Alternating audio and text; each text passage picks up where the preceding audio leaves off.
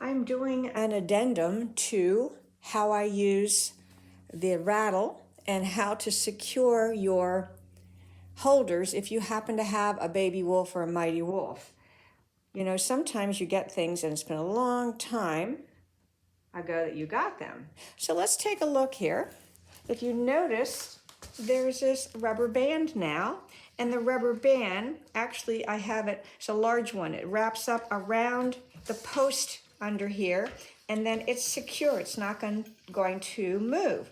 Well, guess what? The newer rattles made by Schott come with this nice rubber band, so you don't have to worry about these slipping off. So if you have an older one, just find yourself a nice big rubber band, or maybe 2 rubber bands. Secure both of your rattles, the rattle holders on both ends. Just wanted to share that with you.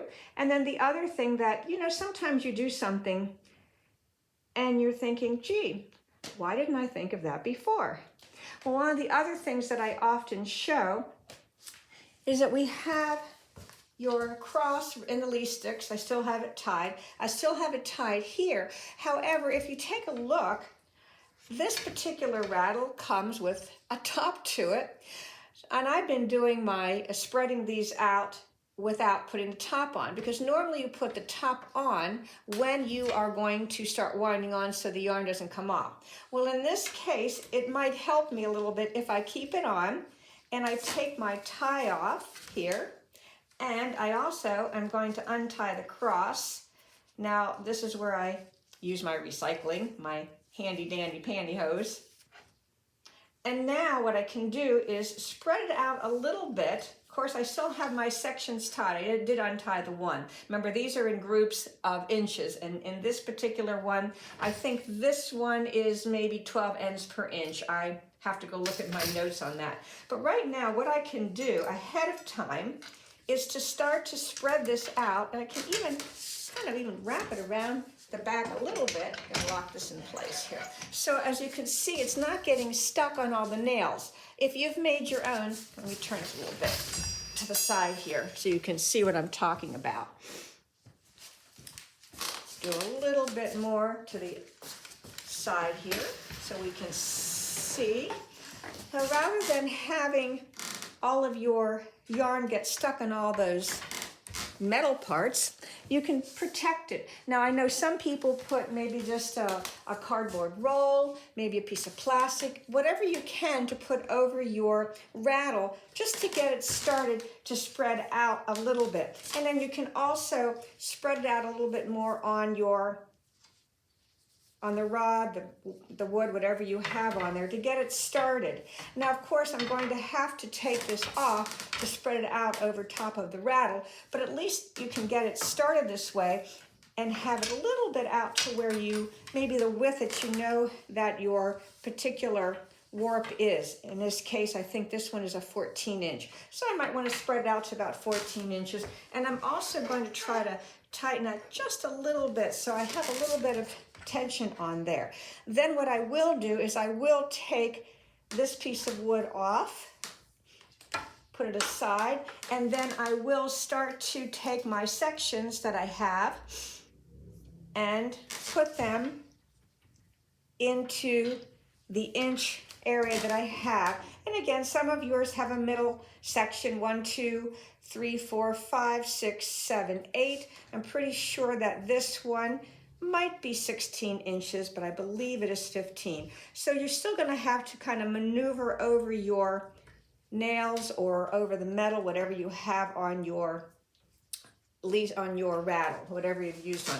Again, it's nice and tightened up a little bit, but now it is already spread out, putting this cover or whatever you might want to use on top of your nails or your metal parts. So I just want to add that to the parts when I talk about warping your loom using a rattle. And now you can see I do have all the yarn spread out on across the rattle. And this is where this device goes on the top, because what happens is kind of keeps it in place. Sometimes when you're winding on, maybe it might pop off or whatever, maybe it might not, but right now these are all in here. This is a mercerized 3-2 cotton for some placemats, and it's all spread all the way across. Now I do have to make sure though that the back is spread out evenly on that back rod, and once I have that all spread out, and I will also need to get some paper. I don't have my paper yet. I will start to wind that on that area. And what I often do, that you might not see all the time, is that what I'll do is you can take a look. This is the yarn that I'm using. I believe this is probably maybe about a 15-yard warp for some placemats. So what I often do is I have it set there, and then what I will do is I will kind of pull it and shake it a little bit. This yarn, I can use my fingers to kind of comb it out a little bit and move it along like that. And then what I normally will do is I will walk around to the other side of the loom, and you've probably seen me do this before, and I will hold these, and I would keep winding and kind of hold these, and normally what I'll do is allow it to go up to a certain area. Now sometimes, let's go back over here where we can see what I'm talking about. Now sometimes when I'm doing this, you might get a little a section that's starting to cross over, and normally you can take your leaf sticks. That's why I like mine loose. I know some people keep them tight all the time, which works also. And then it can stop that way. So if I do have it started, so I will show you a little bit what I do. In this case, like I said, I can take it in 2 groups, maybe if it's a wide warp, and really yank it. And then I could take my fingers and do a little finger combing.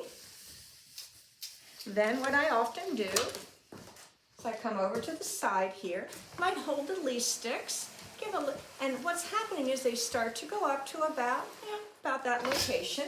Then I come back here and I might shake these a little bit. I might also, again, once in a while, you'll have maybe a tangle. Here we have a tangle happening, which just happens mostly because this is hand-dyed yarn and it's been out in the wind drying. So I bring it down to about that area, basically where it hangs. Then I'll come back over to this side, and again, I will shake it, really tug on it.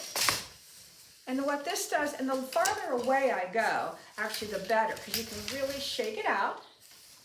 I know somebody might say, well, I know there's easier ways. Remember, this is a 20-yard warp. This is not just a short warp. And again, I'll come over and I'll wind it up. It'll start to go up again to about that area. And I'll get that out of the way. And then sometimes I might need to shake a little bit here, and other times I can bring it down, and now it's ready to go to shake and do the whole process over again.